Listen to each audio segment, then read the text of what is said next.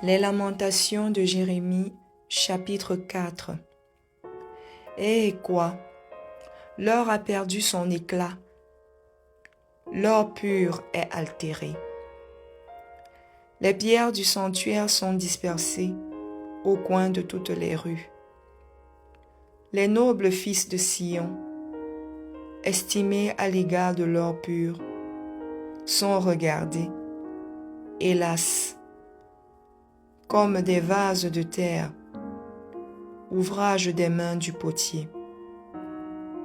Les chacals même présentent la mamelle et allaitent leurs petits. Mais la fille de mon peuple est devenue cruelle, comme les autruches du désert. La langue du nourrisson s'attache à son palais, desséché par la soif. Les enfants demandent du pain, et personne ne leur en donne. Ceux qui se nourrissaient de mets délicats périssent dans les rues. Ceux qui étaient élevés dans la pourpre embrassent les fumiers. Le châtiment de la fille de mon peuple est plus grand que celui de Sodome, détruite en un instant, sans que personne ait porté la main sur elle. Ces princes étaient plus éclatants que la neige, plus blancs que le lait. Ils avaient le teint plus vermeil que le corail. Leur figure était comme le saphir. Leur aspect est plus sombre que le noir. On ne les reconnaît pas dans les rues. Ils ont la peau collée sur les os, sèche comme du bois. Ceux qui périssent par l'épée sont plus heureux que ceux qui périssent par la faim, qui tombent exténués, privés du fruit des champs. Les femmes, malgré leur tendresse, font cuire leurs enfants. Ils leur servent de nourriture. Au milieu du désastre de la fille de mon peuple, l'Éternel a épuisé sa fureur. Il a répandu son ardente colère. Il a allumé dans Sion un feu qui en dévore les fondements. Les rois de la terre n'auraient pas cru. Aucun des habitants du monde n'aurait cru que l'adversaire, que l'ennemi entrerait dans les portes de Jérusalem. Voilà le fruit des péchés de ses prophètes, les iniquités de ses sacrificateurs, qui ont répandu dans son sein le sang des justes. Ils erraient en aveugles dans les rues, souillés de sang.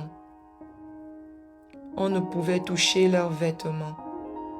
« Éloignez-vous, impurs !» leur criait-on. « Éloignez-vous, éloignez-vous, ne nous touchez pas. » Ils sont en fuite. Ils errent çà et là. On dit parmi les nations, ils n'auront plus leur demeure. L'Éternel les a dispersés dans sa colère. Il ne tourne plus les regards vers eux.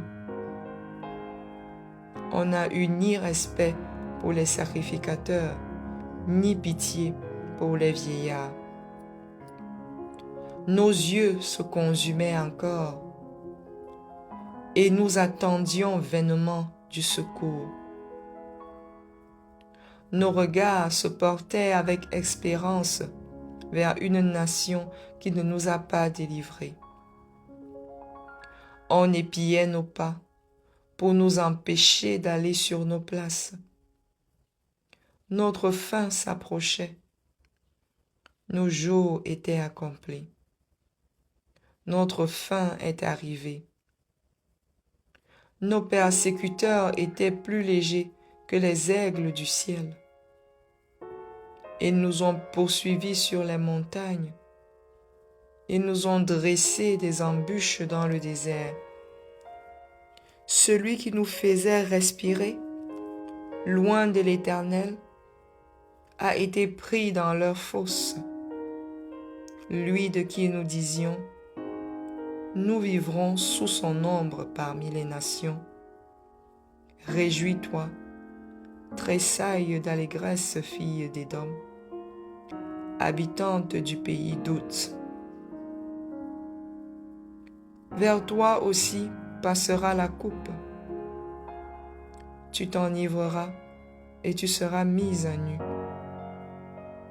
Fille de Sion, ton iniquité est expiée. Il ne t'enverra plus en captivité. Fille d'Édom, il châtiera ton iniquité. Il mettra tes péchés à découvert.